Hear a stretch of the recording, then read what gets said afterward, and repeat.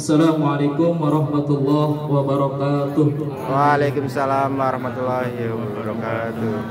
Alhamdulillahirabbil alamin wassalatu wassalamu ala asrofil anbiya'i wal mursalin sayyidina wa maulana Muhammadin wa ala alihi wa sahbihi ajma'in. Qala Allah ta'ala fil Qur'anil Karim, a'udzu billahi minasyaitonir rajim. Bismillahirrahmanirrahim. Wa istazana rabbukum la in syakartum la azidannakum wa la in kafartum inna adzabi lasyadid. Al-ayat. Shadaqallahul azim wa sadaqar rasuluhun nabiyul karim wa nahnu ala dzalika minasyahidin wa syakirin walhamdulillahi rabbil alamin. Qala Rasulullah sallallahu alaihi wasallam, man zara aliman faka'ana mazarani, man safaha aliman faka'ana masafahani, man jalasa aliman faka'ana majalasani fid dunya, faman jalasani fid dunya ajrastuhu ma'i yaumal qiyamah. Jamaah cahaya Irma yang dirahmati oleh Allah Subhanahu wa taala, alhamdulillah kita semuanya masuk di bulan yang penuh barokah, bulan yang penuh magfirah, yaitu bulan kelahiran daripada baginda Nabi besar Muhammad sallallahu alaihi wasallam. Jadi bulan Muhammad sallallahu alaihi wasallam kita semuanya perbanyak untuk ibadah kepada Allah Subhanahu wa taala, dan yang sekarang kita semuanya laksanakan yaitu melaksanakan sholat sunnah duha. Orang yang rugi ketika sholat sunnah duha itu disuruh-suruh. Orang yang paling rugi adalah ketika sholat sunnahnya disuruh-suruh, maka pahalanya itu adalah pahalanya untuk orang yang menyuruhnya. Maka hanya setengah detik saja pahala ketika kita semuanya melaksanakan sholat sunnah duha. Maka rugi ketika kita semuanya tidak melaksanakan sholat sunnah duha. Sholat sunnah duha itu dibagi menjadi 3 waktu. Yang pertama adalah waktu yang utama, yang kedua waktu di pertengahan, dan yang ketiga itu adalah waktu yang paling terakhir. Waktu yang pertama itu adalah 1 jam 30 menit setelah kita semuanya melaksanakan sholat subuh. Berarti kalau misalkan sholat subuhnya jam 4.30, berarti melaksanakan sholat sunnah duhanya itu di 6.00 atau lebih. Pahalanya, fadilahnya itu adalah sama melaksanakan ibadah umroh dan juga ibadah haji. Pahala melaksanakan sholat sunnah duha itu adalah pahalanya sama ibadahnya dengan melaksanakan umroh dan juga haji. Bukan hanya di bulan Zulhijjah saja kita melaksanakan haji, akan tetapi setiap hari Jumat ataupun hari-hari yang lainnya kita semuanya melaksanakan ibadahnya sama melaksanakan ibadah haji dan umroh. Maka rugi ketika kita semuanya sholat sunnah duhanya itu disuruh-suruh. Dan yang kedua itu adalah di pertengahan. Di pertengahan berarti jam 8 sampai jam 9. Pahalanya itu adalah ketika kita semuanya sholat sunnah duha, pahalanya semua yang ada di badan kita semuanya berzikir kepada Allah Subhanahu wa taala. Lisan kita berzikir kepada Allah Subhanahu wa taala, tangan kita berzikir kepada Allah. Semuanya yang ada di tubuh kita berzikir kepada Allah Subhanahu wa taala, dan pasti semuanya akan dilipat gandakan oleh Allah Subhanahu wa taala. Amin. Dan yang kedua, kalau misalkan kita semuanya melaksanakan sholat sunnah duha di pertengahan, itu semuanya akan dihindari dari bencana-bencana umum yang semuanya manusia akan dilakukan. Apa pahalanya? Yaitu kalau misalkan kita contohnya, kalau misalkan kita pergi ke jalan, di jalannya itu macet, ya. Tapi kalau misalkan kita melaksanakan sholat sunnah duha di pertengahan, maka kita akan semuanya akan diberikan tuntunan, dalam artian akan diberikan solusinya supaya tidak macet. Jadi ada saja yang memberikan tuntunan bagaimana caranya kita tidak macet. Dan yang ketiga, yang terakhir waktunya itu adalah di jam 10, ya. Ibadahnya, fadilahnya, pahalanya ketika kita melaksanakan di akhir sholat duha itu, kita semuanya akan diberikan rezeki oleh Allah Subhanahu wa ta'ala. Makanya tadi Pak Wahyudin berdoa, Allahumma inna duha'a duha'uka wal jamala jamaluka wal quwata quwatuka wal qudrata qudratuka wal ismata ismatuka Allahumma inkana rizki. Nah, di sini penekanan di dalam melaksanakan sholat sunnah duha. Makanya imam Pak Wahyudin, guru kita semuanya, kalau misalkan imam itu menuntun daripada teman-teman, itu luar biasa fadilahnya. Allahumma inna duha'a Allahumma in kana rizki, ya Allah berikan kepada kami rizki fis samai, kalau misalkan rizki saya di atas, fa'anzilhu, maka turunkanlah.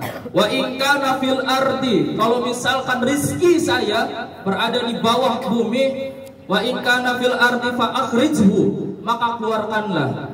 Wa in kana mu'assirun fayassirhu, kalau misalkan rizki saya sulit, rizki saya sukar, maka mudahkanlah ya Allah. Wa in kana haraman fatahhirhu, kalau misalkan rizki saya haram, maka mudahkanlah, maka halalkanlah ya Allah, halalan thayyibah.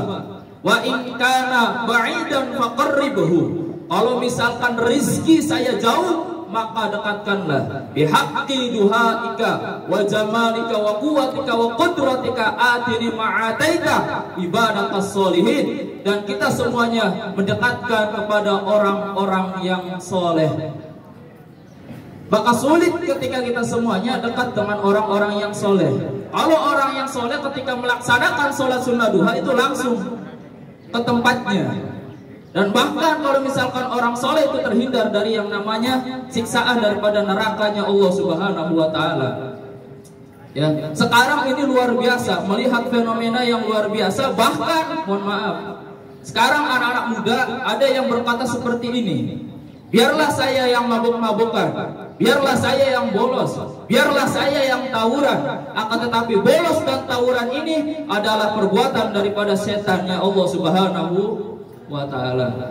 Maka ketika kita berbicara mengenai tentang siksa daripada Allah Subhanahu wa Ta'ala itu luar biasa. Sehingga saya teringat guru saya pernah menyampaikan bahwa ketika di nerakanya Allah Subhanahu wa Ta'ala, dulu Rasulullah Shallallahu alaihi wasallam ketika malaikat Jibril alaihissalam turun ke bumi, itu memberitahukan bahwa neraka seperti ini. Rasulullah 3 hari 3 malam itu tidak bisa tidur. Rasulullah ini adalah nabi yang luar biasa, tidak pernah tidur kecuali ketika melaksanakan sholat, mengimami sholatnya. Kenapa? Karena takut terhadap nerakanya Allah Subhanahu wa Ta'ala.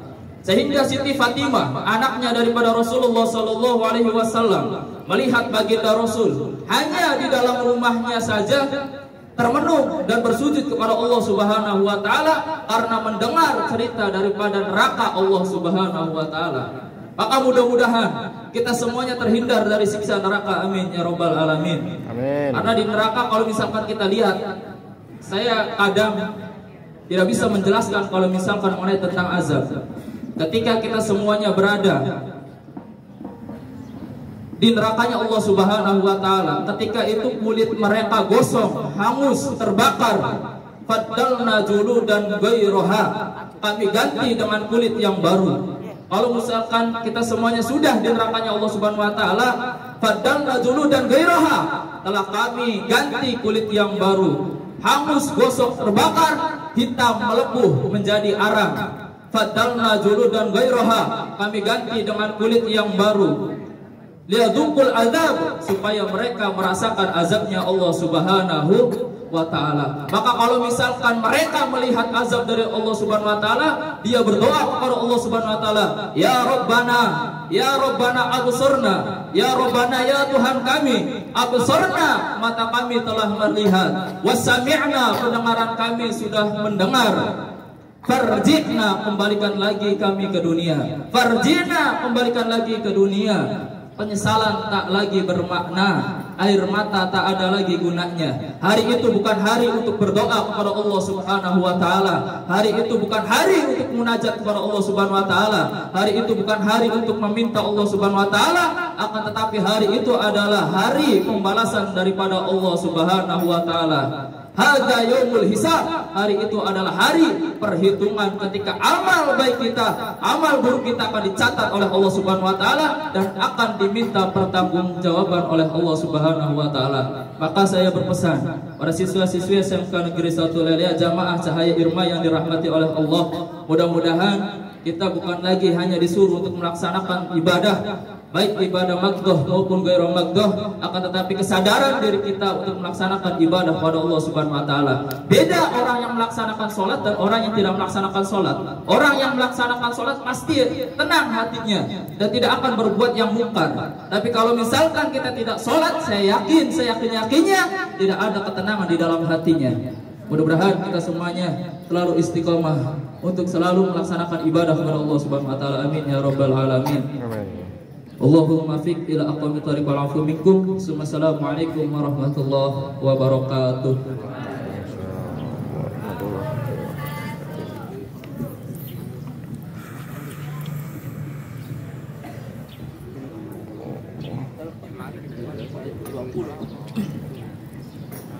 Baiklah, acara yang terakhir yaitu penutup. Mari kita semua membaca hamdalah. Alhamdulillah. Kurang lebihnya mohon maaf. Billahi taufiq wal hidayah. Wassalamualaikum warahmatullahi wabarakatuh.